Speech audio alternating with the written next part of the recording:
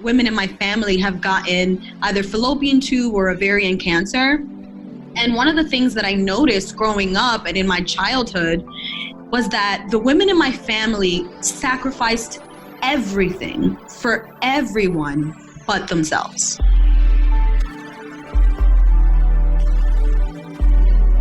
Welcome to Radically Loved Radio. I am your host, Rosie Acosta, yoga teacher and teacher trainer, mindfulness coach, speaker, and creative writer. I am also the founder of radicallylove.com, a website where you can go for more information about yoga, mindfulness, meditation, and lifestyle advice. On this podcast, we talk to people within our health and wellness community that are creating content through the ritualistic practice of yoga, meditation, or overall mindful living. We hope to create value in your life so that you can achieve your highest potential and live a radically loved life. To stay in touch with us, just follow me on Instagram and Twitter at Rosie Acosta and on Facebook at Radically Loved Rosie. You can sign up for our newsletter on radicallylove.com to stay up to date on future workshops, retreats, and latest podcasts. What's up, fam? Who else has tried FabFitFun? If you don't already know about it, it's a seasonal box with full-size beauty, fitness, and lifestyle products. The box I received was so epic. Truth be told, I've been a subscriber for a long time, and when we partnered up, I totally fangirled out and admitted to them that I had been a subscriber for years. Each season's box features a variety of amazing quality brands like Tarte, Kate Somerville, Anthropologie, Free People, Dr. Brandt, and that's just the beginning of it. So don't miss out because they sell out fast. Check out www.fabfitfun.com and use the code RADICAL. That's RADICAL. So you can save $10 off your first box, making it only $39.99. Again, that's fabfitfun.com and use the code RADICAL. You deserve to treat yourself.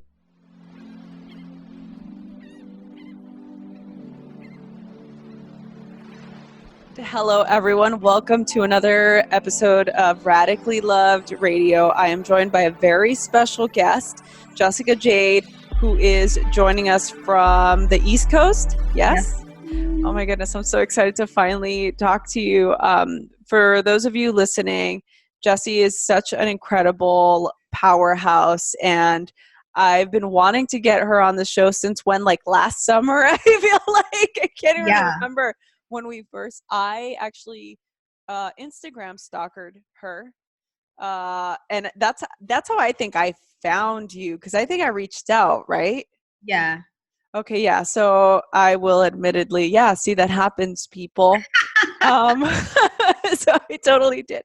And then I was like, you have to be on my podcast. I want to interview you. So welcome, Jessie. Yay. Thank you for having me. Yay. And for the people that are listening, can you tell them and us a little bit about you and what you do? Yes. So I am what I like to call a heart-centered wellness entrepreneur. All of the work that I do empowers women of color to practice self-care and to embrace their feminine health. And I do this work as a wellness speaker, a writer. I host events and a TV show, and I'm also a health coach, and I have a skincare line. So I kind of have my foot in a little bit of everything. Yeah. You did that so well. That was great. I didn't practice it or anything, Right? Oh, that's funny. I'm like, that is so good. So we were just chatting, and I figured I would just start recording because you started telling me about well, let's really go back. I shoved a peanut butter cup in my mouth right before we got on, and she happened to already be on, so she heard me like shoving Chomping. it. Yep.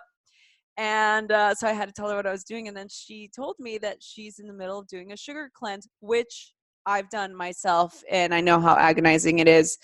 So can you tell us a little bit about that? I'm like, let's just jump right in. What's happening? Yeah, so I must be a bit of a masochist because I've done it before. Oh, you have? Okay. I've definitely done it before. It was actually one of the first things that I explored when I became a health coach. They tell you to try a bunch of these different cleanses and detoxes so that you know what you're talking about when you're talking to clients and asking them to do a sugar cleanse, which, to be honest, isn't the easiest thing to do. I think especially in the US because so much of our food has added or processed sugar. Really difficult to avoid sugar unless you're like extremely intentional about every single thing that you eat, which you should try to be. So right now it's week 2 and it's been a little rough. So when Rosie mentioned the Reese's cup, I'm like, oh my God, that sounds good. Yeah. But it's good. It's working. And I recruited a few people to do it with me. So it's nice not to do it alone, but it's still not easy per se, especially after only 1 week. Yeah, no, it's definitely intense. I've talked about it before on this particular podcast about how I'm a sugar addict, and I go through phases of getting off of sweets and then being on sweets and then getting off sweets. And so I feel like right now I'm at the precipice of going downhill. Oh man. That's the truth. I'm going to be totally honest with everybody. I am. It's that sort of, I didn't have it for a long time. I actually, the entire month of January and most of February, I didn't have it. And I'm in the middle of like doing this really intense like wellness journey with doing acupuncture and all this stuff right now. And so I'm supposed to be off sugar, but the last couple of days, it just kind of feels like I got together with some friends. There was some, peanut M&Ms involved. And then little by little, it's just kind of started. I could see it, starting to go downhill. So I'm just feeling like you speaking to taking a break is speaking to my soul, telling me that it's probably time that I should. It was meant to be a little bit. It really was. And I just find, diabetes is running rampant, especially in Latino and African American communities. Harvard Medical School talks about did a study on how it's connected to heart disease. And I know it's difficult because I'm a bit of a sugar addict myself. I have celiac disease, so there aren't many things that I can indulge in. And candy and ice cream tend to be one of the things that I can actually eat. So I think I find comfort in it, especially around this time of year, like with the holidays and then winter, man. So I really had to let it go because I was spiraling. Yeah. Oh my goodness. Well, that being said, I really would love to hear about your wellness journey and how it came to be that you went from being not in this place, right? Being in this place of health and wellness to, creating such a huge and incredible, powerful community of health and wellness. So can you tell us a little bit about your journey and how you got to be here? Absolutely. So it definitely started around the age of 21. That's when it really took off, my personal wellness journey. And it was all because I kept getting sick. I basically lived my entire life in the ER with a stomach bug or, a stomach flu or whatever it is that the doctors would say it was. And, by the age of 8, I would like rub my tummy in circular motions, and I wouldn't even wake my mom up because she was a single mom. She had to go to work in the morning. I wouldn't even wake her up. It'd be like 2 or 3 in the morning and I'm making myself tea. And I never, for me, this was normal. This was life. And when I turned 21, I graduated college. I got a great job at a hospital here in New York City. And I would have to call out of work because I was sick and I would be throwing up in the bathroom at work. And I just could not understand how, despite eating a healthier diet, because I was cooking my own meals and I was exercising, I'm like, why am I always sick? So I finally took the plunge when I got a serious bout of eczema all over my upper body. I mean, it was really gross. It didn't look like eczema. My mom had eczema, so I knew what her kind of eczema looked like. Mine looked like leprosy. Like, it was just ridiculous. It was so bad. So I go to the dermatologist and they're like, oh, it's eczema. And they give me a steroid cream. I used the steroid cream for 2 months in New York City, in a New York City summer. I don't know if you've been to New York City in the summer. I have. It is hot. It is sweaty. It is gross. And I couldn't let the sun touch my skin because the steroid cream made my skin so sensitive. So I had to wear a turtleneck all summer. And I was just like, I literally cannot live my life like this. So I started doing research and I decided to go to my PCP. And I basically threatened him. I'm like, listen, dude, I am not leaving here until you tell me what's wrong with me. I am coming back every 2 weeks. And I worked up the block, so he knew I was serious. I'm like, I am booking my appointments now, today. So he was a Puerto Rican dude. I'm Puerto Rican and Dominican, so we vibed. He understood me. I'm like, I'm serious. I am not playing games with you, sir. And so I did. I kept my word. I went to his office every 2 weeks. And finally, during the second month of me visiting his office incessantly, he's like, I think you have celiac disease. And I'm like, what? What is that? And he sent me to a gastroenterologist. They did an endoscopy. And that's what it was. I had celiac disease. I couldn't have wheat, gluten, rye, barley. And that's what was causing the eczema and all the other skin conditions. Once I stopped eating gluten, my skin changed. You know, I was feeling amazing. I had energy. I could sleep. It was like literally my whole life changed when I stopped eating gluten, which sounds so ridiculous, but it's true. Mm-hmm. God, I mean, it doesn't sound ridiculous. I mean, to me, there's so many things that happen. They're a manifestation of what's happening internally that's just not how we are raised, right? We're not raised to know those things like, oh, my skin is reacting, or I'm having, my mood is changing. We don't stop to think, well, what are you putting inside of it to create that reaction? It's not always the case, but it's definitely not one of the first things that we look at, which I think we should. I agree completely. And, you know, another great thing came out of that skin condition and celiac was that I started my own skincare line because I couldn't use the steroid cream anymore. So a lot of amazing things happened from what most people would consider a really terrible situation. My gastroenterologist was like, you have celiac disease and it's 99.9% accurate.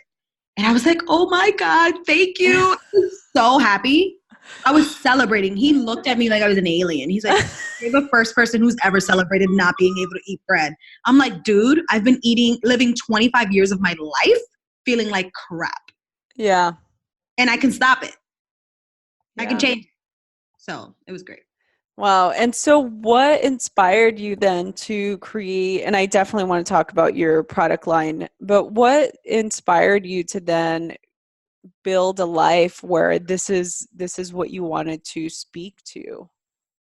I just realized that a lot of women, especially women of color, I would say, don't advocate for themselves. And when they do, they're not taken seriously.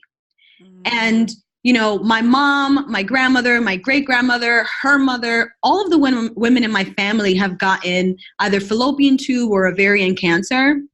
And one of the things that I noticed growing up and in my childhood was that the women in my family sacrificed everything for everyone but themselves. My mom, to this day, I have to fight with her to get her to take a day off of work and go to the doctor. My mom could be dying with the flu and she will still go to work, right? Yeah. And I understand that I've been allotted that privilege to sit back and consider what's wrong with me and go to the doctor and do all these things, and that my mom and my grandmother and her mother didn't necessarily have that privilege. Mm-hmm. So I'm grateful that their sacrifices allowed me to do that. Mm-hmm. But that's a reality to this day in Latino and African American communities. where women, suffer from all kinds of illnesses, heart disease, cancer, diabetes, and they aren't getting checked. They're not focusing on themselves and their health because they have so many other things on their plate. Right. So for me, it was just crucial. And, it's a matter of life and death. Yeah.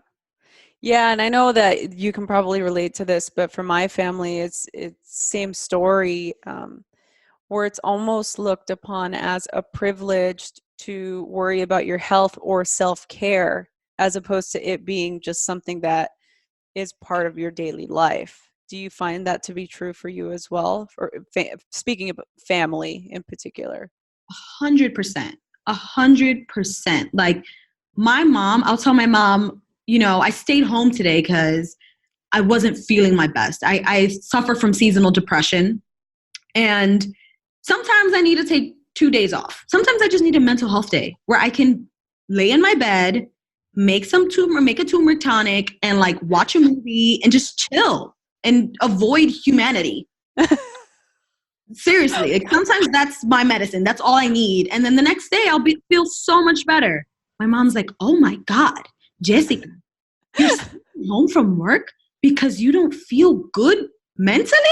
And I'm like, "Yeah, dude, you should try it." Yeah, it's definitely one of those things. And look, I find that having a balance, I everything to taken to an extreme is not good, right? So it's like if I have a mental holiday day, that could possibly for me turn into like 2 weeks or a month, or like I'm just checking out, to the person that never takes a day off and that doesn't focus on their health at all. And I feel too, it's not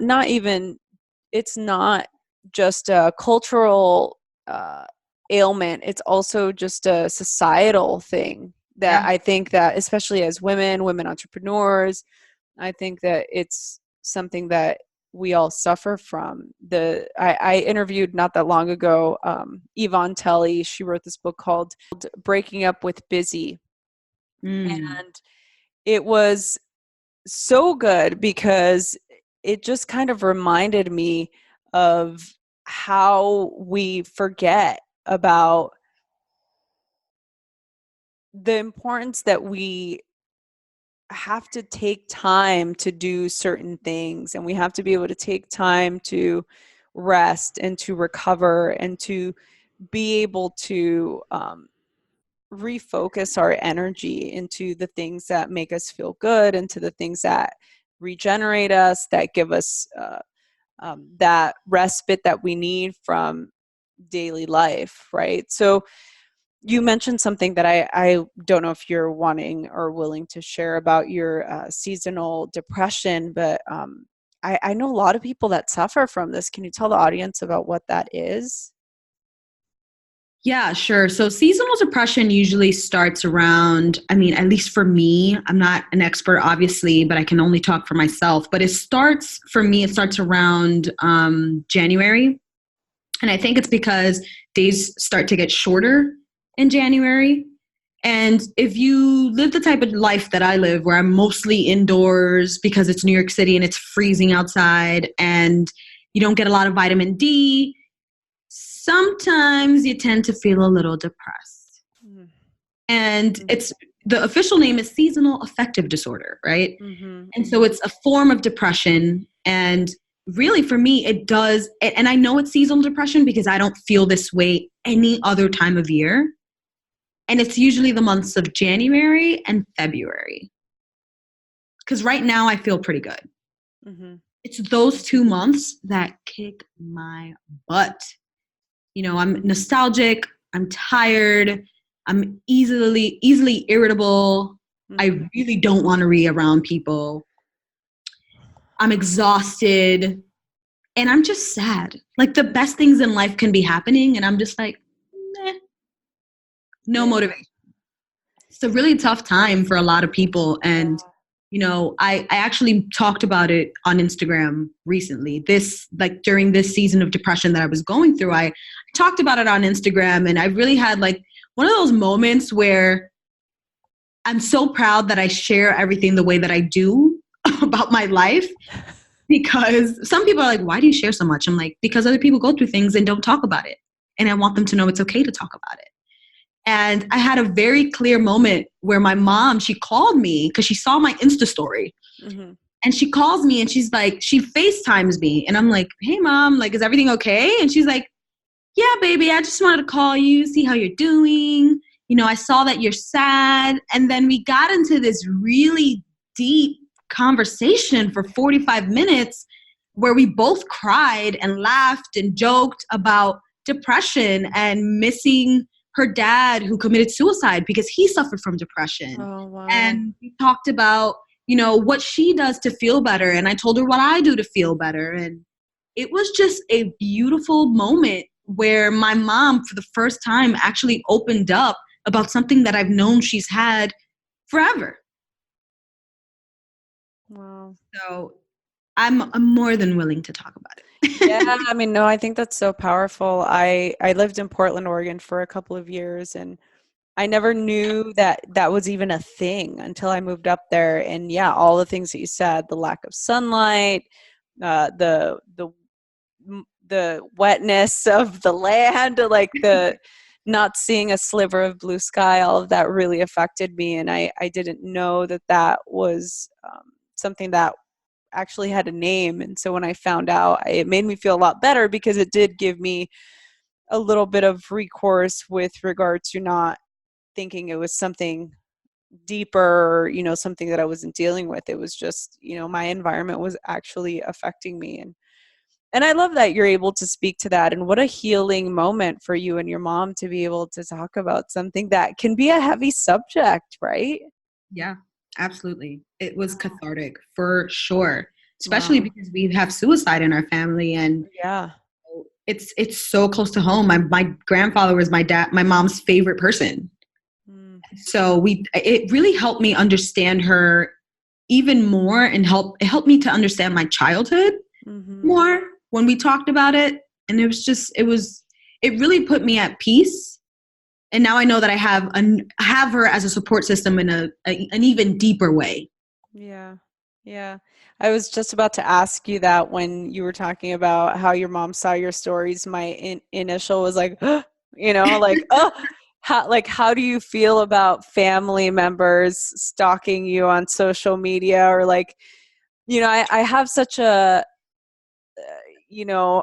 split feeling about social media in general, and everybody who listens to this podcast knows how I feel about it. You know, it's like a love, not love relationship. And the thing about the family members on social media, it's interesting because I feel like now having a medium like Instagram or Facebook, you have an opportunity to get to know those people in your life. How in other ways you may or may not have known, you know, somebody that doesn't live in your city or that you don't see quite often. Like, how would you know what their likes are, how they vote, or what they're into, or what they're going through, you know? So social media really allows for that. But you know, it could be a great thing and it could be a not great thing. And I was curious, but you answered that essentially, whether it's a good thing or not a good thing.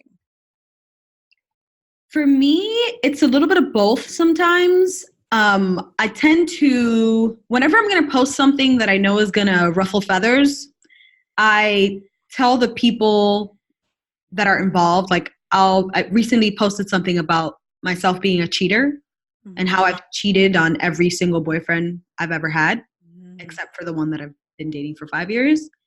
And so I had a very in-depth conversation with my boyfriend about where that comes from and why I wanted to share it. And I let him know that he might have family and friends who might be reaching out to him when I saw that. And he did, but he was prepared. So like, for me, it's about divulging information that's relevant, like, especially because I'm an entrepreneur. It's relevant to me, for me to divulge that information, because I want people to understand that the pretty picture that everyone posts on social media isn't always reality. sometimes you are having those amazing moments, but people only post highlights. And so for me, I use my platform to share the parts of my life that are ugly, beautiful, happy, sad. And I do that with the hopes to make social media a better place where people can really share their lives and feel open and be able to be vulnerable and have conversations with someone who maybe they wouldn't have had that conversation. Like the other day, my sister contacted me and she's like, what did you mean when you posted that you grew up in a white family? Because my family, my mom's side of the family is Puerto Rican and they're very fair skinned. Like my mom is so white, you can see the green veins in her chest. And I'm not because of my dad, right? And so growing up in that kind of environment obviously had an impact on me and how I felt about myself. And it's nothing that they did or that they tried to do. They loved the crap out of me. I was such a loved little girl, you know? But it still has an effect on you. And so I talked about the duality of being, you know, of loving African American culture and being a Latina and understanding that you can be Black and be Latina. Yeah. I love that. That's such a great awareness, and it's such a beautiful thing to be able to speak to freely, especially in the type of environment that we're in. And who better than your family to be able to have these conversations? And that's actually one of the reasons why I brought it up, because initially when I first came into the health and wellness world, I felt so overwhelmed by the amount of change that I wanted to create and make. And, you know, I wanted to create a big impact and I wanted to reach people and I wanted to help change lives, and just how, you know, yoga and meditation and health and wellness had changed mine. And I remember one of the first mentors that I worked with, when I was like, how do I even start? You know, and she was like, well, you start with your family first. You start with the people closest to you. And I was like, my jaw dropped. I'm like, there's no way, right? I'm like, there is absolutely no way that this is actually going to, number one, that they're going to be into it. Number two, that it's actually going to help them. And number three, that they're going to care, right? I was proven wrong in the long term, but initially it was tough, you know? Absolutely. It is difficult. It's scary because you don't want to hurt the people that you love. Right. And you don't want to force them to do anything that they don't want to do. But, you know, and I've also had these moments where I'm like, who am I to have all of these dreams about helping other women and helping women of color and helping my family and doing all these things? Like, who am I, right? Mm-hmm. But then there's just something in me that would haunt me if I didn't, you know, like if I didn't try to have those conversations. And I've always been this way. And this is something that my friends have always said, like, you've made me a more open person, because I just can't have things left unsaid. Yeah. Wow. I love that. We can spend an entire afternoon talking about this, but I definitely want to, talk about Sunkiss Organics and your journey into creating this beautiful skincare beauty line. And, you know, I'm curious as to how you started it and what inspired you to create it. So it was partly necessity and partly because I was inspired by my great-grandmother. I'm fortunate enough to still have her. She's still alive, lives in Puerto Rico with her chicken. Wow, great-grandmother. Wow, that's awesome. I love that. Yeah, I just saw her in January. I went over there and, so when I got the terrible bout of eczema, before I knew I had celiac disease, and I was using that awful steroid cream that made my skin burn. Literally, I felt like a vampire. I'm like, I can't be in the sun. Like, it was awful. I was like, I can't live this life. And I started thinking about my childhood and what my mom would use and what she would use on our skin and our hair. And it hit me. I'm like, oh my gosh, Mama Teresa used to mail us homemade coconut oil. Like she would make it herself. She would pick the coconuts, she would crack them open, take the meat out, do the whole process. She would do the whole thing. And then she would ship it. I don't know how much money she spent on shipping, but she would ship so much coconut oil and my mom would lather us in the thing. And so I thought to myself, maybe I should call her and see what she says. Because if I have eczema and my mom had eczema, either she had it or she knows how to deal with it. So I call her up and I'm like, Mama, what do I do for my skin? She's like, make your own stuff. I don't know why you guys buy everything. Everything in the store is crap. And I'm like, well, okay, sassy. So I'm like, all right. So I start, I have Google, I have YouTube, I have grandma. I'm like, let's do this. So I start like just mixing different recipes. And I came up with one that actually helped my skin. Now, I'm the first to tell you, skincare it's a holistic, you have to have a holistic approach to everything. So once I started changing my diet and I changed my skincare, my skin changed. You look at my skin now, no one believes that I have eczema because you can't see it. Sometimes in the winter, it acts up a little bit. And then I just, really start drinking my omega-3s and my fish oil and putting my balm on and it goes back and it goes away again. But it's a holistic approach. Nothing I give you for the outside is going to completely change your skin if you're eating freaking Doritos all day. Right. Right? Like that's not how life works. So once I changed my diet and really got that recipe down, I was like, this stuff is good. So I gave it to my mom. I, of course, start with the family, gave it to everyone in my family, started making different products. And I've been making skincare for 6 years now. Sunkiss has been an official line, Sunkiss Organics, for 3 years. And that's how I got started. I mean, again, it always goes back. For me, at least in my wellness journey, everything that I've created, whether it's my show Girl Talk or the wellness programs, the coaching programs, or the skincare, it always goes back to me and creating something that I needed. Mm-hmm. Mm-hmm. What do you think is your biggest driving force in everything that you do? It's going to sound funny, but it's women of color. I see myself in them. I see my family in them. I see my abuela in them. I see all the things that they didn't have access to and sometimes still don't have access to. And it just pushes me. It pushes me to show them the possibilities of who they can be, both by living a life that's in alignment, but also by giving them tips and, strategies so that they can do the same. Mm-hmm. Where do you see your brand, your message, your voice headed? Like what is the big picture? Where do you want to take it? Where do you want to have impact? Like, what do you see it becoming? I always say that I see what I'm doing becoming a wellness empire. I know that sounds so funny, but I do. I believe that it's going to be the type of platform that not only educates, but liberates.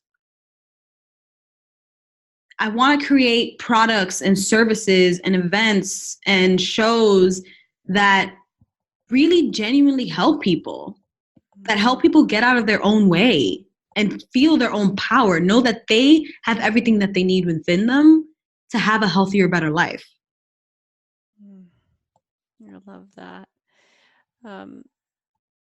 Part of what I really love about you and how I happen to stumble on your page and whatever whatever wormhole I went into, however it happened, I'm grateful that it did. But one of the things that struck me the most about you. I think maybe I was watching your stories or something. I just really loved how real and authentic and how expressive you were and how passionate you were. And so I think that that passion and that drive is really what continues to inspire everybody around you, and it'll continue to inspire the people that need to hear the message the most. And so I'm truly grateful for that. One of the things that I wanted to ask you, and we're headed towards, you know, our final questions here, but what do you think is the most challenging issue you've had to overcome in your journey to becoming a health and wellness entrepreneur? You know, I think that there's a few things, but I would say my own fear, fear that the dream is too big, that the goals are too far-fetched, that I'm not the person to do it. And I think a lot of people could probably relate to that. It's like imposter syndrome. Mm-hmm.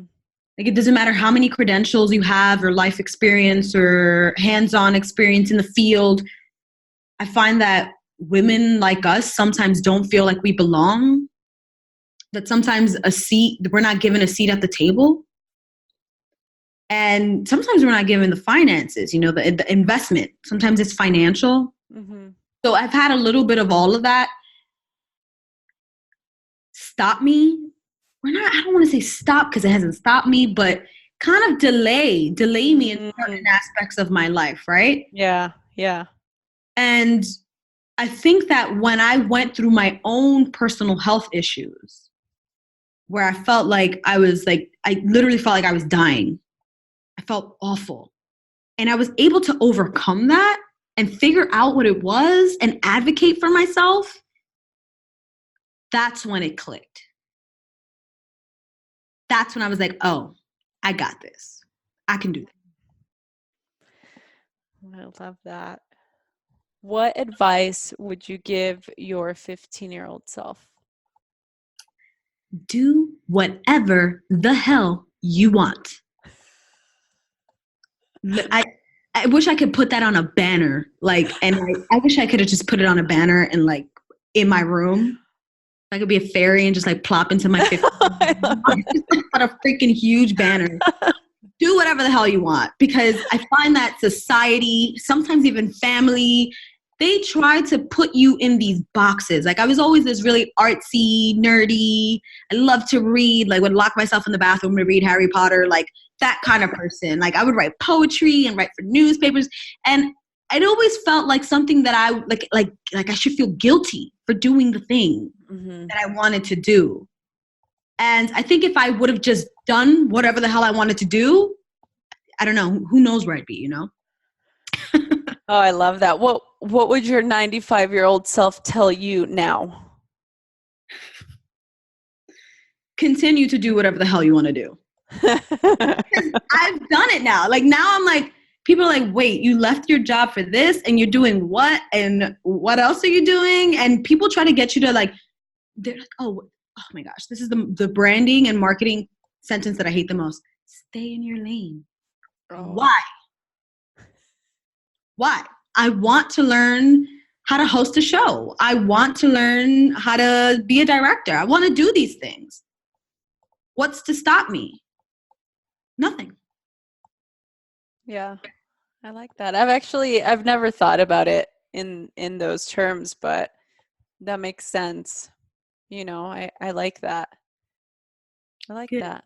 Thanks. I'm ooh, I like that. I like that, that different perspective, because I've always been told that, you know, stay in your lane, you know, jack of all trades, master of none, but it is very limiting, isn't it? And I like to do different things as well. So I like your take. I'm gonna take that. Thank you.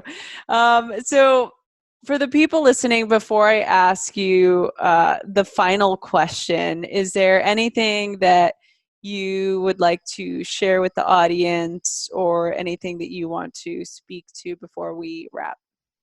Yes. So I mentioned that I have an organic skincare line, and I am in the works. I'm almost done. In 2 weeks, I'm going to be launching a Kickstarter campaign to raise $15,000 in capital. We are getting an organic USDA certification, doing a huge rebrand, and I'm already working with a designer, and the labels look amazing. And I just want to be able to provide my products at a larger quantity, at a cheaper price, and just be able to put it in places where people need it to be. Whole Foods, all these awesome places, trade shows, and you need capital for that. You need investors, right? And so I am hoping you will all invest in the Sunkiss Organics Kickstarter. Yay. And links to the Kickstarter will be in the links in the info of this particular podcast, as well as any links connecting us with Jessie, and we can follow her on there and we can learn more about her and her story and her journey and all the offerings that she has on the info button of this particular podcast. You can get all the links there. So final question. Okay. This goes by way too fast. I'm like, I feel like we literally just got on. So it's pertaining to this podcast and what radically loved means. And radically loved means that we are supported by the universe, that it works for us and not against us. And we all have this innate right to be and to feel radically loved. And so the final question, it comes in two parts. The first part is, how do you feel radically loved? And the second part is, what do you radically love? Okay, wow, that's a big one. So I guess I'd say that I feel radically loved when I'm in alignment with my core values, with my why. You know, when I'm doing work for women of color, I feel radically loved. When I'm around people who support me and who are also in alignment with what I have going on in life, I feel that's when I feel radically loved. Mm-hmm. What do you radically love? Me. I radically love myself, and I'm not a person who's self-centered, and I know a lot of people are probably going to say, what? But I radically love myself. And I think that understanding and that willingness to love myself is what has allowed me to pour into other people. Oh, I love that. It's what allows me to continue to do this work every single day, because I know how to love myself. I love myself radically every day. And when I'm able to do that, because I'm able to do that, I can do it for others. Wow. Wow, this is so good. Jessie, thank you so much. It's been such a pleasure to chat with you and to get to know you a little bit more. And obviously, you know that I'm a big supporter of you and what you're doing and your product line. And I'm so thrilled to continue to see you evolve and grow and reach more people. So thank you for doing what you do. And thank you for being a part of our podcast and a part of this community. You're welcome. And thank you. I love what you're doing here. I listen to your podcast all the time. So good. I'm like, yes. Love it. Awesome. Thank you. And thank you everybody for listening. See us soon again. You can follow us on Instagram, on all the social media channels. Again, if you need those links, they will be on the show notes of this particular podcast. Don't forget to leave us a review and rate this podcast if you enjoyed it. If you didn't, please don't give us a 1-star. That sucks. But if you didn't like it, you didn't like it. Just unsubscribe. But don't give us a bad rating. I mean, that's shitty. Okay. Anyway, thank you, Jessie. Just wanted to make you laugh. Thank you all so much. Hey everyone, I hope you enjoyed this episode. I am so excited to continue to do this. Please share this with your friends. Email us, message us on Instagram at Rosie Acosta or on Twitter at Rosie Acosta. Subscribe on iTunes, write a review. We love doing this, so please help us continue to keep this podcast going. Thanks for listening. Is there something missing in your life? Is there something that you want to do in the world to create an impact but feel that it's overwhelming? So many of us walk through life feeling unsatisfied, overwhelmed, tired, and desperate for a deeper connection, but don't quite know how to achieve the things that we want in life.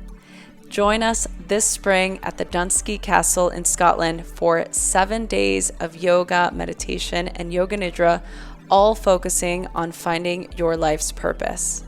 During our time together, we will learn how and when to take action, how to lead from our heart and not our head, how to break up with our inner critic for good, and dive deep into learning about desire and discipline and how this creates a purposeful life. For more information, go to radicallyloved.com, or you can message us at info@radicallyloved.com, subject Scotland. We'll see you soon.